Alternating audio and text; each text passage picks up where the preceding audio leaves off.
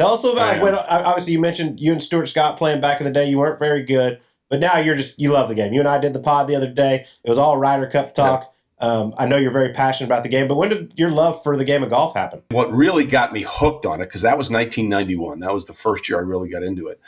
And that was the year of the 1991 Ryder Cup, the War of the Shore at Kiowa Island. And, the funny thing about that is that event was never supposed to be on live TV. What happened was there was a NASCAR race that day that got rained out on that Saturday or Sunday. And that is why it ended up being a live event on NBC. It was supposed to be some tape programming they'd run later.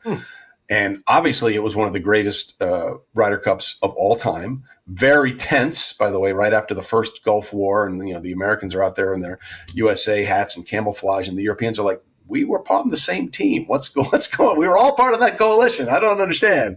But it got, it's super intense. Freaking Mark Calcavecchia was 4 up with 4 to play, and he lost 4 straight holes, and Colin Montgomery was able to tie him.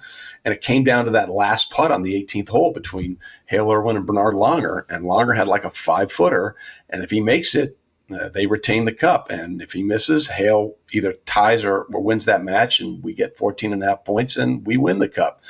And he missed it, and the place went nuts. I'd just never seen anything like it. It was freaking crazy. And after that match, Hale Irwin to this day still has the greatest quote in sports journalism ever. He was being interviewed about how tense it was out there by Sports Illustrated, and he said the sphincter factor was high. The sphincter to this day, I still think it's the greatest quote of all time. The sphincter factor was high out there. By the way, 91, which obviously, as you said, one of the greatest Ryder Cups, also one of the envelope rule situations. Yeah, exactly. Steve Pate. Yeah, Steve Pate. Because at that point, Kiowa was not even a resort, right? There wasn't a hotel. It was a really odd choice, by the way, to host a Ryder Cup. Our guys had never played it, and it was an Ocean Links course, which kind of favors the Europeans if you think about it. There was no hotel there. When I did the Straight Facts Homie episode with Paul, because he was a part of that team, he was like, "Yeah, we stayed in trailers. There was no hotel. The roads weren't paved. I mean, we had no idea what was going on. It was a really Kiev was great. Don't get me wrong, but nobody knew what the hell it was in 1991. I mean, the Ryder Cup was a little different. It wasn't even going to be on TV. Now look at it. I mean, we covered it nonstop for a year virtually leading up to it. But that 91 one, that set the bar. I think that's when it started to change. One of your Twitter friends that are big Live supporters, went off on the whole envelope rule this year, and one of the guys said, Keegan wasn't upset when the Americans won in 1991, and I said, well, Keegan was 5. I don't really think he gave a shit. Yeah, and apparently I don't think he really cared. Yeah. Like, he should have done his homework. He should know the history. I was like, dude, I was joking. Like, it was 1991. He was 5 years old. Relax, man. Yeah. Yeah, everyone just chill out. Yeah, the Live bot armies are strong. You love very them. Interesting. Yeah, they are. We'll do a little Live dot. Let them. Sorry, go ahead. Yeah, I was just saying, let them live, baby. Let them do whatever they want. Let them live. I've been told I'm not allowed to engage with them anymore. So well, it's just it's just a bot farm. I mean, you know what it is. I mean, but it's so obvious because whenever you put something out, it's like these guys. This account established yesterday. Yeah. Crazy. But it's so fun when you're sitting there on the couch, nothing to do. I was like, I'll argue with these idiots. Yeah, exactly. Like, if you want to go, I'll go. Just say when. All right, Trey. I know you got some takes on this because you've been covering it, but big picture stuff. We'll stay on Ryder Cup. I'm going to put you in charge of the U.S. Ryder Cup team for the next 2 years. Got to get us a winning squad heading over across the pond. What do we do differently than what we're doing right now? What? And I hate this because when fans say this, I'm like, it's not true. It matters more to them. It just does. Like that's the first thing. First thing I would do is what's something that Colt and I've talked about on my show. I'd get rid of the President's Cup. Bam. That's the first thing I would do. Preach. Like it's not competitive.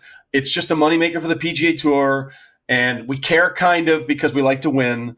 And I think we've lost 2 of these things maybe over the years. Maybe one and one tie. I think. Yeah.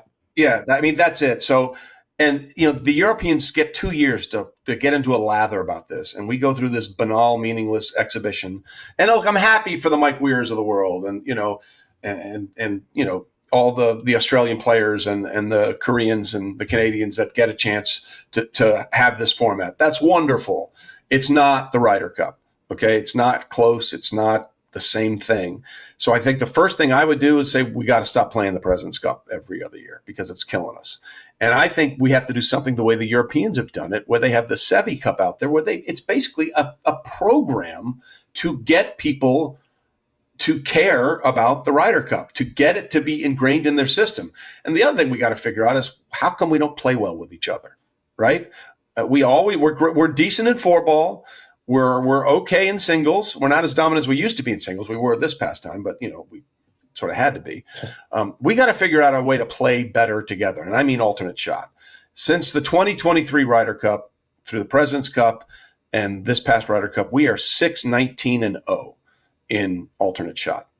You can't win it that way. We've got to find a way to create cohesive teams that work together better in alternate shot, because that's killing us.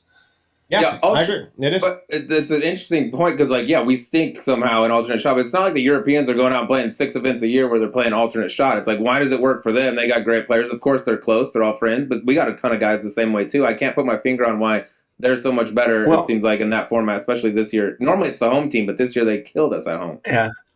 I just feel like for them, like, for example, when Tommy Fleetwood finally broke through and won, at the Tour Championship, right? How many of the Ryder Cup players hung around just to see him do that?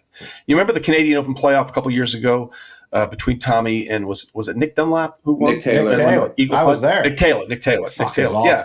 I mean, it was really fascinating because all the Canadian players were there to see if Nick Taylor could get it done, be the first Canadian to win the National Open since 1950 something, I think it was.